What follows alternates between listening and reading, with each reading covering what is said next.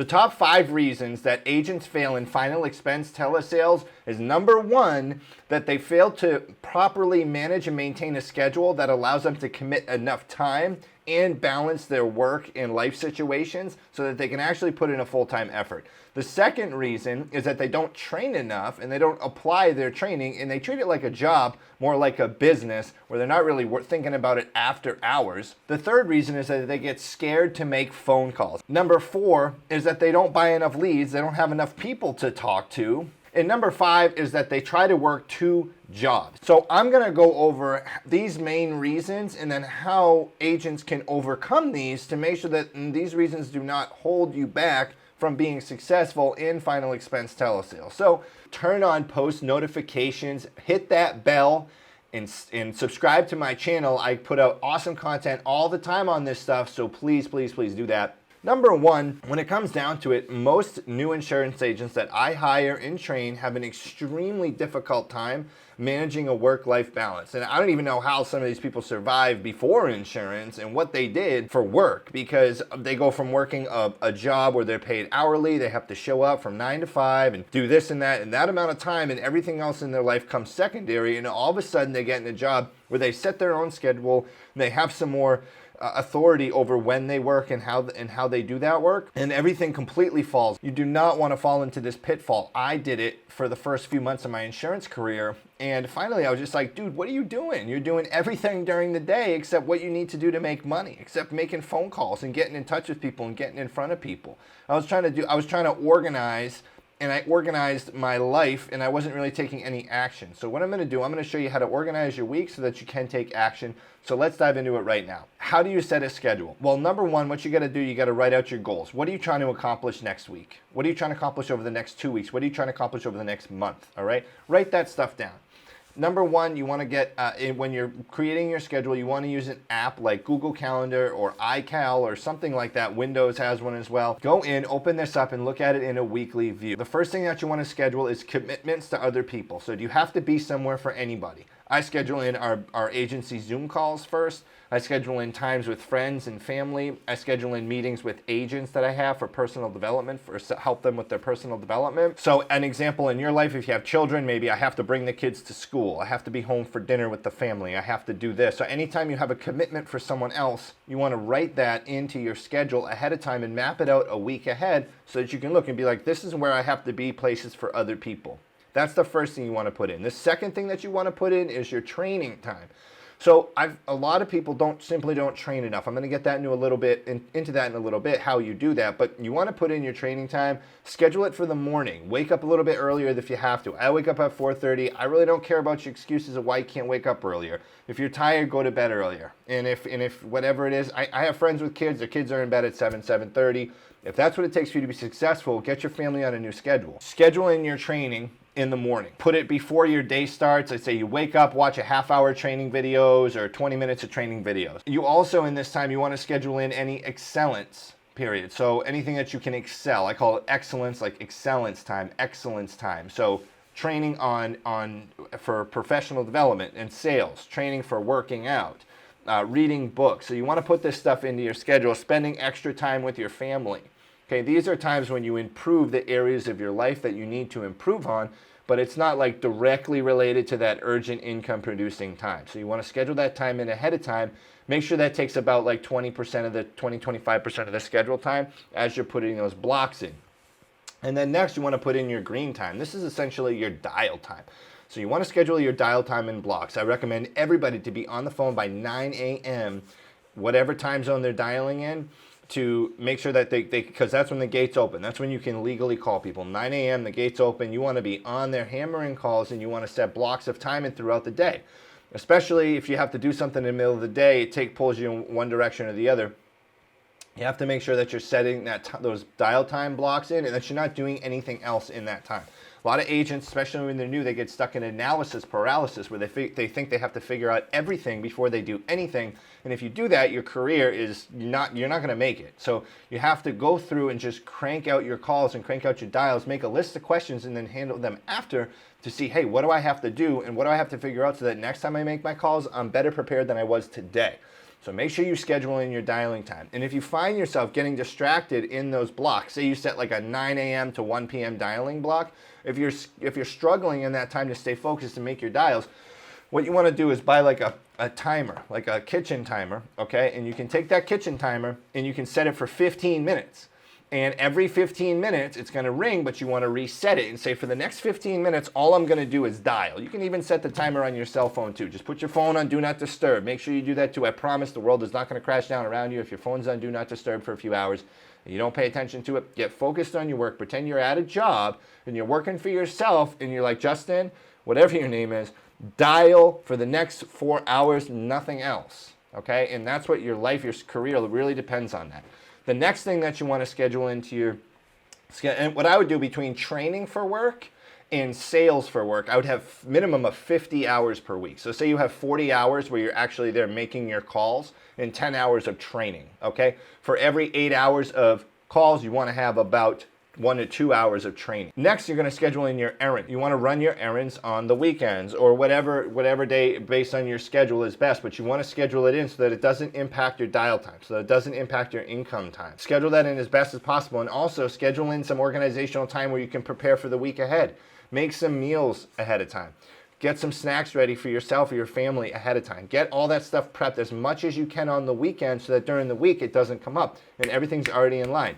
Yes, is it going to take some extra time on the weekend? Yeah, but you know what you're doing? You're investing time now to get time later. Once you get to making $100,000, $150,000, $200,000 a year doing this or more, you're going to have so much, you're going to be able to buy time. Invest in this stuff. Make sure in the weekends you get everything prepared for the week ahead and that you write out a schedule like this so that you can make it happen for yourself. Next, you're going to look at your schedule and you're going to see some open slots there, and you want to schedule in a couple hours a week for just some alone time for you. So just some time for you. Maybe you go to the beach, go by the pool, go for a walk. Maybe you go to like a certain park. I don't know where you live. I'm in Florida. It's sunny all the time. But maybe there's something like special that you like to do for yourself and with yourself, by yourself. Schedule that time in and make sure that you do give yourself some relaxation time. And then you're going to, when you look at your schedule, you're going to see how much open there is. So just a recap on that. Number one, you schedule your commitments to other people. Number two, you schedule your self-improvement time, so reading, working out, personal development, time with family, stuff like that. Number three, you schedule in your dial activity time. That should be about 40 hours a week minimum. Training time for your business should also be about 10 hours a week minimum.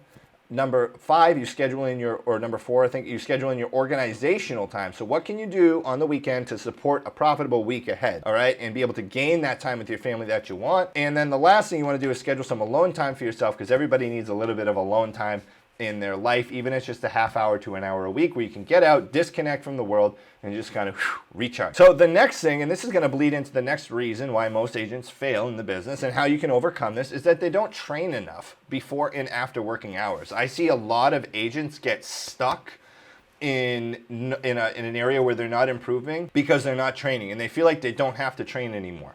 I see agents start and they get very enthusiastic about training and doing really well with it, and they watch the extra training videos I have and the training programs that I purchase, which, by the way, if you're interested in some training programs, you can just reach out to me, jve@thejve.com, and I'll point you in the right direction, whether it's sales, final expense, telesales, whatever it may be. I've done a bunch of them, and they've drastically improved my ability to sell final expense insurance over the phone. New agents come in and they're like I said, they're super enthusiastic about training, and they get some results and then they stop training. It's like, what are you doing? They stop. They get lazy. They think they know it all after 3 weeks or 4 weeks in the business. So they got to keep up with it. I've been doing this 3 or 4 years. I still train every single day. All the top agents that I talk with, they train every single day. They're trying to get better. And this means on the weekend. So if you're a new agent, don't take a full weekend day off. If you're going to take a day off of sales, that's fine. But make sure you're training on that day, because it's so easy to get rusty as a new agent. New agents, what they'll do, they think they're getting good, and after 4 or 5 weeks, they reward themselves with a vacation for 3 or 4 days where they don't train or sell. And what happens? I'm telling you, every single time, they crash and burn. And it takes them double the amount of time it took for them to get good at the beginning to recover from that. So if you're a new agent, train every single day and do not take any days off from insurance completely. Make sure that you're training every day on the days that you're not selling. So if you're like, I'm going to work a half day Saturday and then not work Sunday, well, you better do training on Sunday. You're going to thank me for this because you get rusty so fast as a new agent. So make sure you're training in the morning and that you write down while you're training. You actually write it down. How am I going to apply this to my day today? And then put it on a sticky note on your computer monitor. Say, I learned this. This is where I'm going to use it. And make a conscious effort to apply what you learned in your training to your sales that day. So the third thing the biggest reason why new agents fail is they get scared to make phone calls. Absolutely terrified to make phone calls. New agents come in, they're gung-ho about training, super pumped and excited to get into business. Yeah, I love insurance. They make 10 phone calls, they get hung up on, and they get scared of the rejection, and they get scared to make calls. And if you have call reluctance, if you find yourself not making calls throughout the day, you got to look in the mirror and be like, dude, don't be a little bee, because you are scared to make phone calls. That's exactly what it is. So, but I'm going to help you overcome that fear of being scared to make phone calls. So the trick is this. This is how you overcome that fear. You look at the lead, and you want to look at all the information that's included in that lead form. And you look at it and you say, hey, how can I relate? What do I like about this person based on all the information I'm seeing here? Let me give an example. Say the name of the lead is Betty Jones. Well, Betty, first thing that comes, and think, Betty, what do I like about Betty? Well, that was my grandmother's name, Betty. That was my grandma's nickname. I love my grandmother. So I think Betty, oh, whoa, I think of my grandma. I like my grandma. And then I don't think Betty is my grandma, but I'm like, oh, I like Betty. She's got the same name as my grandma. Say she lives in, I don't know, Daytona Beach, Florida. Daytona, oh, cool, NASCAR races. I heard those are pretty cool. I actually went to one time, and it was really, really fun. So, oh, Daytona, oh, must like NASCAR. They're into sport. Maybe they're into like fun things like that.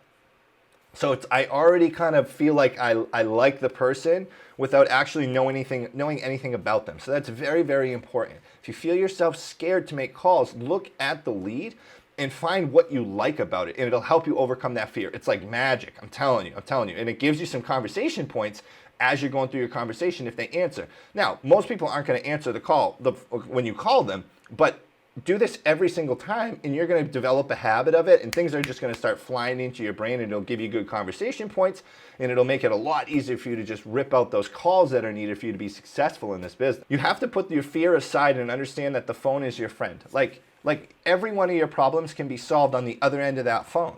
That's as simple as it is. Every one of your problems can be solved on the other side of that phone.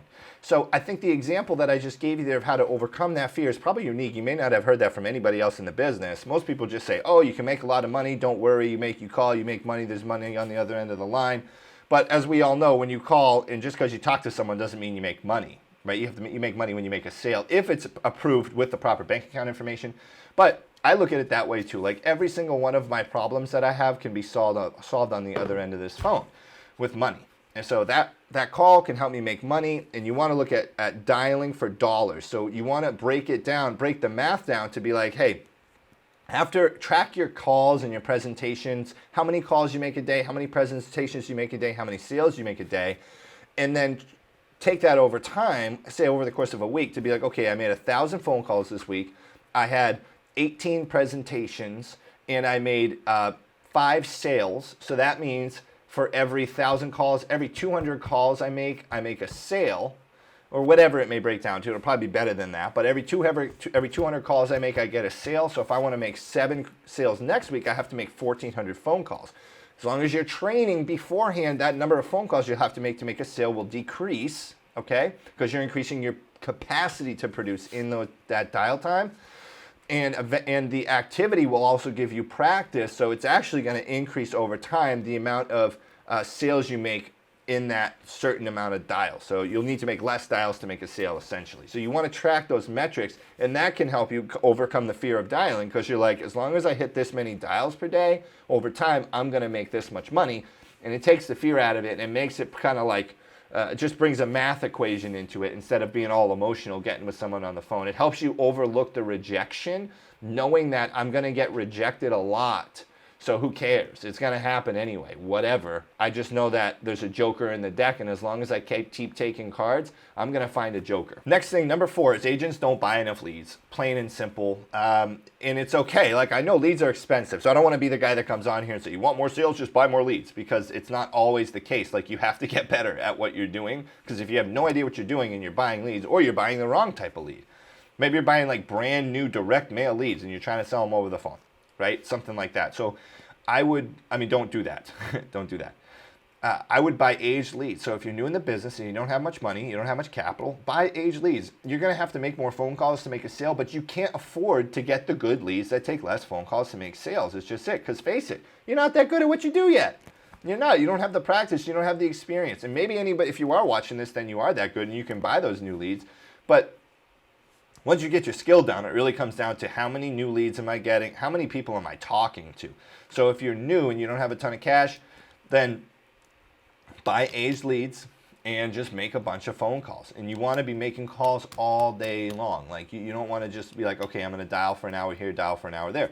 So what that'll do, you'll have enough leads to be able to sustain your dial time that you scheduled in the first reason I said that people fail on these things, because they just don't have a proper schedule. So I actually have a video. So if you click on the little banner on the top, it's a little thing, and you'll see that I have a video on how we sold 41 final aged leads over the phone in a week. So we had 41 deals in aged leads, I think in 1 week. And I go over how we did that. So check out that video. And also at the end of the video, you'll be able to, at the end of this video, you'll be able to access that as well. And then number 5, a huge reason why most agents fail in telesales, or one of the top 5 reasons, is they try to work 2 jobs. Like they're like, okay, and the heart's in the right place. I get it. Your heart's in the right place. You're like, I'm gonna work my full-time job. I'm gonna do insurance part-time until I get enough confidence in my part-time to leave my full-time. There is not a single person on this planet who ever became successful not going 100% into their main source of income. They did not have one foot in, one foot out. And if they did, they only got successful once they put both of their feet in.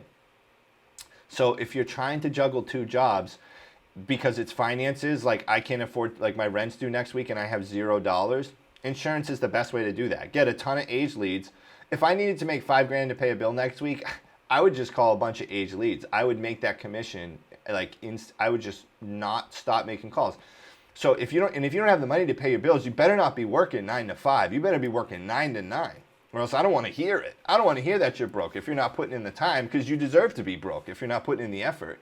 So if you're trying to work your part-time, your full-time job, whatever else you're doing, and then wait until your part-time job of insurance overcomes that, it's never going to happen. It's never going to happen until you take that full plunge into it. So if you can't afford leads, get with an IMO that provides you leads. I'm not trying to recruit anyone here. I'm going to make that clear. I don't like to recruit in my videos. I think it's cheesy. I think it's corny. But we have our IMO. We provide leads to all of our agents at a cost in the commission, essentially. So agents have a lower commission. So you pay for the leads, just not out of pocket. It's a lower commission percentage. If you can't afford leads, then get with an IMO that helps you like that.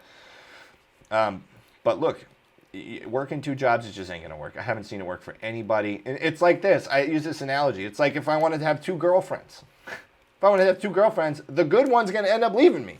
That's what's gonna happen. The one that's worth me putting my full time into, she's gonna leave. So, and then I'm gonna get stuck with the one that I didn't really want, probably didn't want anyway. So, with this business, if you try to do insurance and something else, you're going to end up settling for something else. The insurance, the gold bank here it's going to go out of the way. That's just what happened. So once again, in summary, those are the main 5 reasons why people quit in the business. They can't set a schedule and manage their own life. They get scared to make phone calls. They don't train enough. They don't buy enough leads, and they try to work 2 jobs. So I hope you like this video. Please turn on post notifications, hit that bell, and subscribe to my channel. I put out awesome content all the time on this stuff, so please, please, please do that.